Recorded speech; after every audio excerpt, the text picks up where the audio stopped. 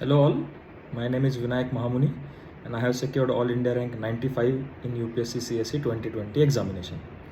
So all of you know that I have created a Telegram channel, and on that many people are asking that, sir, we want to start answer writing.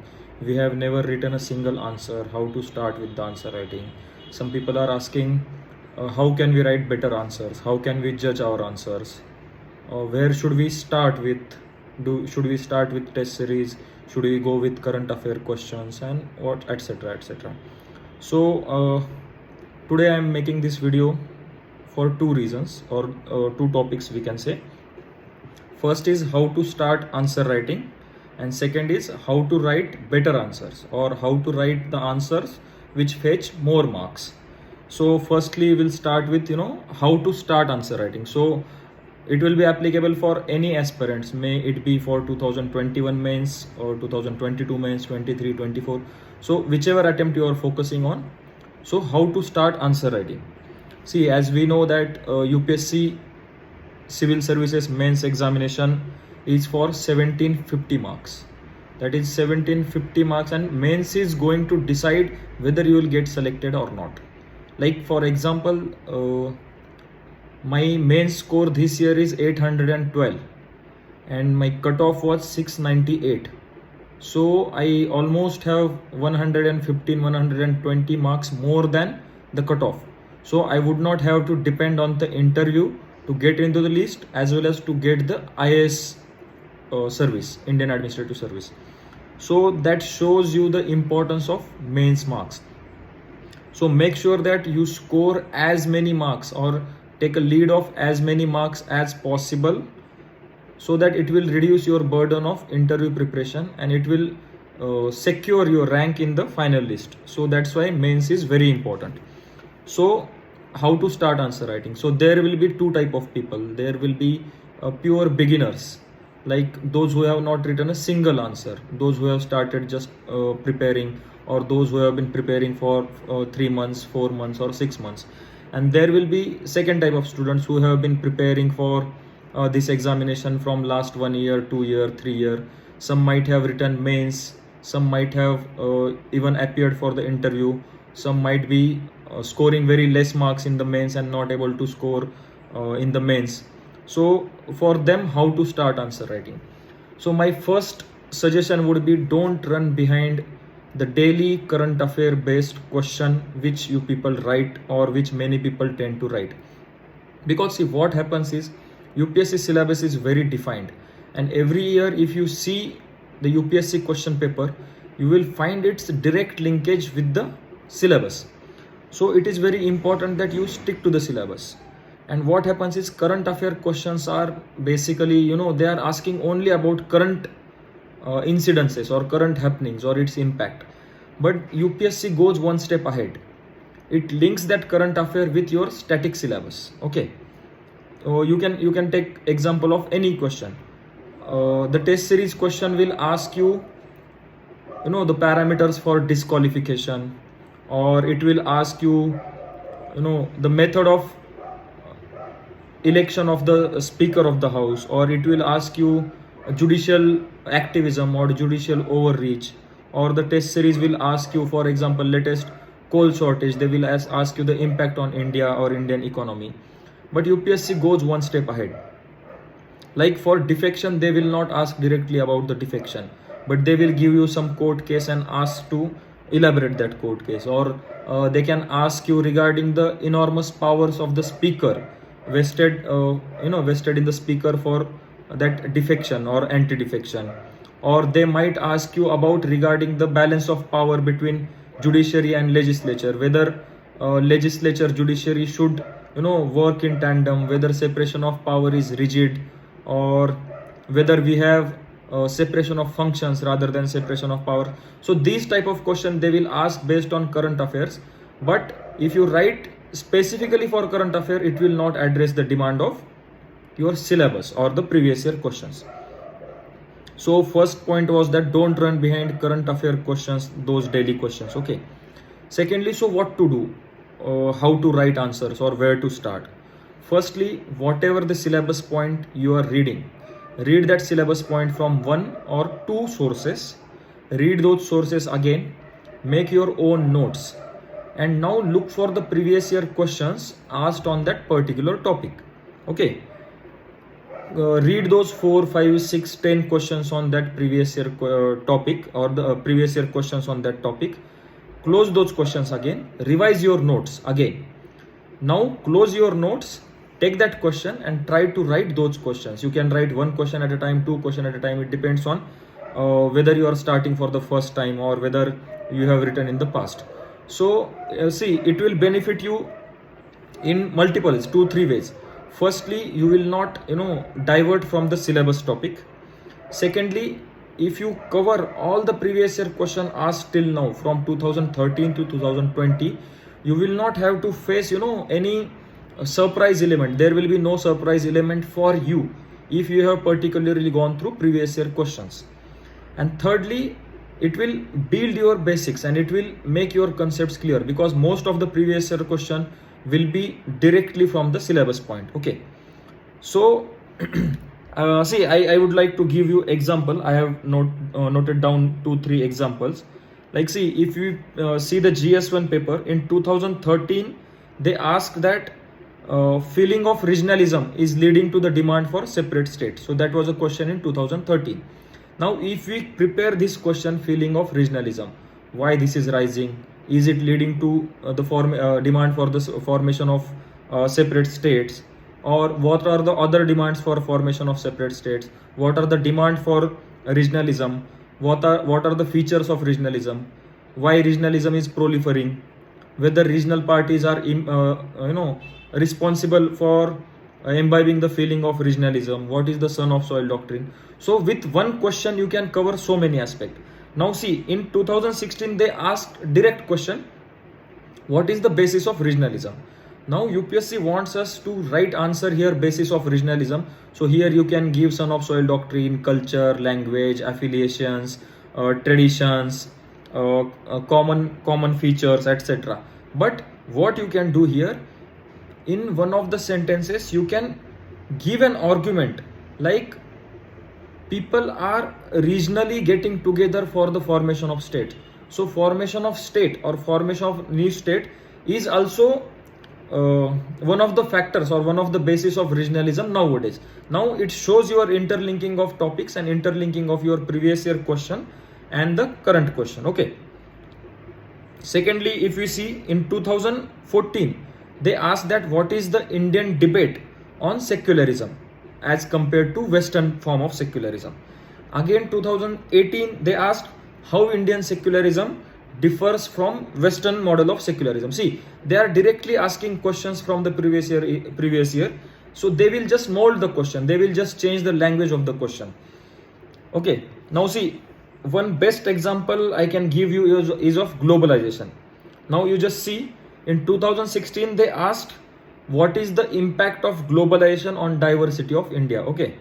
In 2018 they asked that whether globalization is responsible for strengthening cultural specificities, like whatever the cultural affiliations we have, whatever the cultural feelings we have, is globalization responsible for strengthening these. In 2019 they asked whether we are losing local identity for global identity, again related to globalization. And even in 2020 they asked that is diversity and pluralism under threat due to globalization. Now if we consider this 2016, 17, 18, 2016, 18, 19, 20, these 4 questions, their answer will be similar, their content will be similar, but how you mold that content and how you fulfill what they have been asking. Okay, then they are just asking about globalization and its impact, whether globalization is impacting positively, whether globalization is impacting negatively, whether it is weakening our cultural ties, whether it is strengthening our cultural ties, whether it is declining our local identities due to various Western culture or modernization and globalization. So all these topics are interlinked. So if you do these 4 questions on globalization thoroughly while writing the answers, in the final exam, whatever the question comes on globalization, you would be able to write this. Okay. And so for the first time writers, cover a mains particular syllabus point, read them again and again, revise them, see the question and write previous year question. I just calculated only on GS1 society part from 2013 to 2020 there are more than 45 questions on society. So if you do these 45 questions, there will be no surprise element there. You will have confidence that I know all the aspects of questions asked on society. Okay. And again, if you don't want to follow this approach, now what you can do, take a particular question.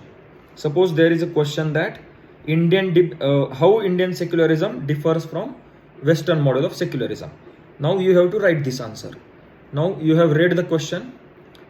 Now take your note out, Google or whatever source you want to use, read about secularism. What is secularism? What are the features of secularism? Then read about Indian form of secularism. Read about Western model of secularism. Make their notes. Try to make some diagrams or flowchart which will make you clear the difference between Indian and Western model of secularism. Add keywords in it, like what is principled equidistance, how in Indian secularism the state can intervene in some matters, like in untouchability it can intervene, etc. So make your notes properly of the topic of secularism and comparison with Western model. Now revise those notes, then close those notes, keep that aside, take your answer copy and write the answer on your own. Revise how many times whatever you want to revise, you revise it, but once you start writing answer, you should not look into the notes. So second approach, you can follow that. So once you start following this approach, you will have content for various topics and you will develop an understanding how to write answers. So basically you can start answer writing in this way. Okay. Now second question is how to write better answers. So it is more important. Okay. How to write better answers. So I have devised a few aspects on which we can say that our answer is better or not.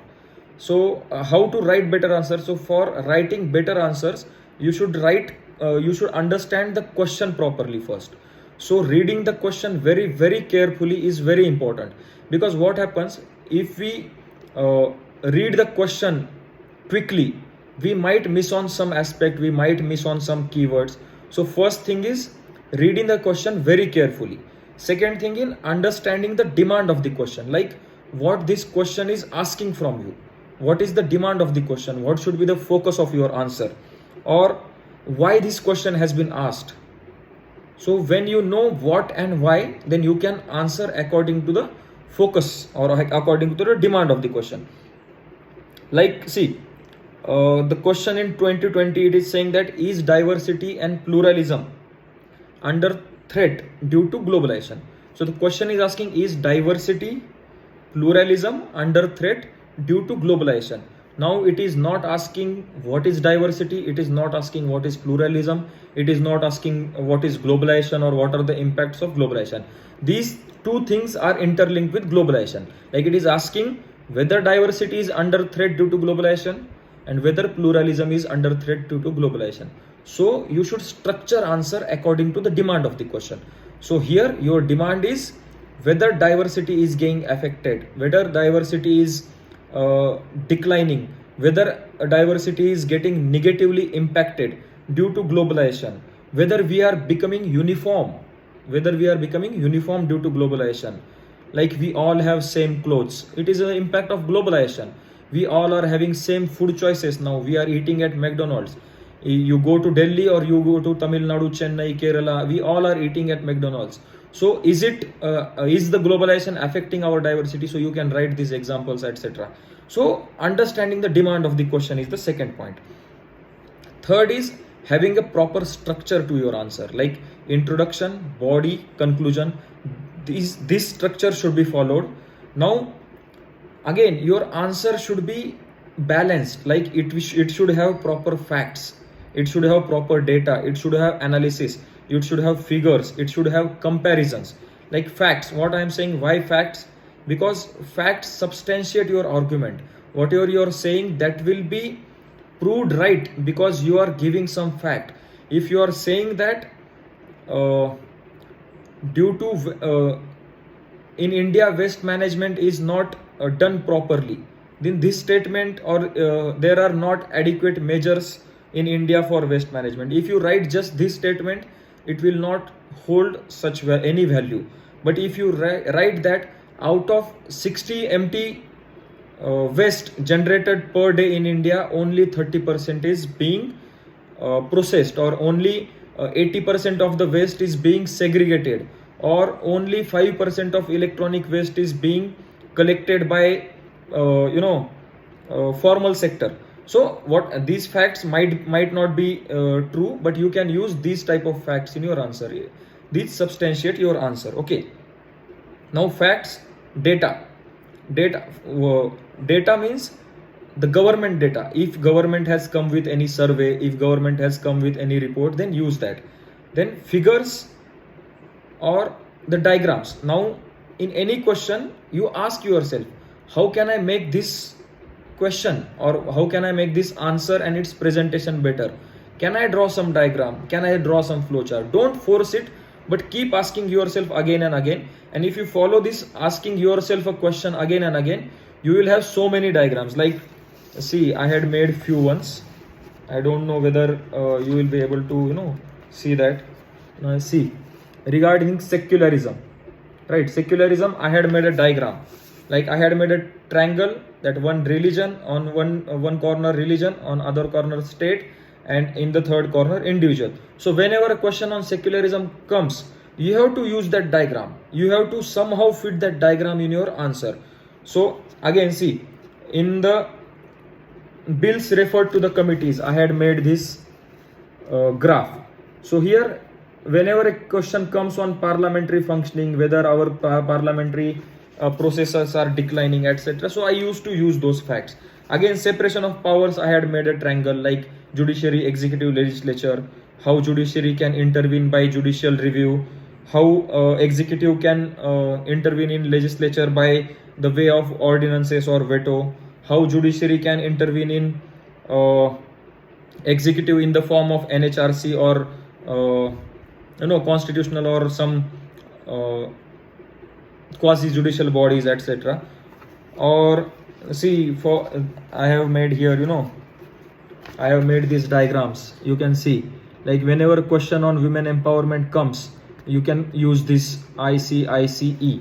So I had made that, sorry, it is for participatory democracy. So for women, I had made this diagram. Like, whenever a question on women empowerment comes, I used to draw this diagram. Like, you can draw an arrow and show how women empowerment can be done. So keep asking yourself, how can I use these diagrams in question? And there will be only 10, 15, 20 diagrams or the flowcharts which you can use again and again in your answers. Okay. Now, the third or fourth point is comparisons. Like, in your answer, you should give comparison. Either give comparison on the basis of states, either give comparison on the basis of experiences or the case studies, either give comparison on the basis of countries, like how there are differences between India and China, how there are differences between India, Brazil healthcare, how there are differences between research and development of India and USA and China. So how there are differences between accessibility to the services. So in this way, out of 20 questions, you should at least mention in 3-4 questions these comparative answers. So it will have an impact that you are thinking from very broad perspective and not a parochial perspective. Okay. And fifth is conclusion. So you should have an optimistic conclusion, everybody knows. But also in conclusion, you can use various government initiatives or various government terms, like sabka saath sabka vikas. Now they are saying sabka prayas. So, or Swachh Bharat, Sashakt Bharat, Sudhrud Bharat. In the health questions, you can use that. So whatever the taglines of government projects are, so you can use those taglines in the conclusion. So I'll give you a standard format which you can use for answer writing and making sure that your answer fetches more mark. Like, see, I had made this. I'll post it on Telegram channel. Like, keep this in mind that you have to think from these perspectives, and you can improve your marks. Like, see, introduction. Now there are various ways of starting an introduction. So either you can start with definition, you can start with fact, you can start with current affairs, you can start with report or index, you can start with a committee, you can start with its ranking, you can start with some quote, you can start with constitutional article, you can start with SDG, you can start with Universal Declaration on Human Rights. So there are 8-10 ways of starting an introduction. Suppose you are being asked a question. Okay, suppose you are being asked question on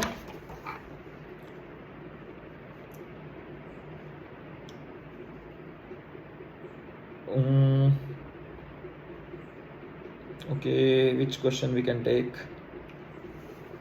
Okay, so suppose you are being asked question on hunger is recently in news. So either you can start with what is the definition of hunger, or you can start with the global hunger index recently released with India's ranking. You can start with India's data or facts regarding hunger, like how many people sleep hungry, or due to hunger how many are stunted, wasted, or how many are underweight. So these facts you can use. Like, see, for hunger, what I had done, that these are very short notes. Okay, so for hunger, what I had done, that I knew that SDG 2 is hunger. Secondly, hunger index, our rank and our category is serious hunger. Now, one more thing I have in my notes, that global food security index, because even if we have food security, then also we are performing worse in the global hunger index. So here you can give a comparison or contradiction, like, though India is a country sufficient in food production, we are not able to provide proper food and adequate nutrition to our 100% population. So we can mention this corollary or the contradiction here. Now I have one more fact, that how much child wasting we have, how much child stunting we have. And now try to make your answer multidimensional, and try to now don't keep this hunger aspect limited only to the food security. Now here you should also mention hidden hunger, here nutritional deficiency, women, child, disabled people. Now relate it with health, relate it with sanitation, include the aspects of tribals, how tribals are devoid of food. Mention reasons regarding various practices due to hunger is increasing. Mention here food wastage, mention here food processing, mention here inadequate facilities of cold storage and processing. Mention here least, India is the country which processes least amount of perishable foods. So try to make the answer, again mention the water scarcity, mention the diseases due to water scarcity and floods. These also lead to hunger, like when there is a flood, or then when there is a drought, people have inadequate access to nutrition. So try to make your answer multidimensional. Okay, now also related with how hunger raises our global health burden or global burden of diseases. Like, more hungry people, there will be more burden of diseases on the country. So try to make your answer multidimensional. Now again you can mention constitutional article, like article 47 है, article 21 है, ऐसे बहुत सारे article होंगे जो you can mention it. Okay, now after intro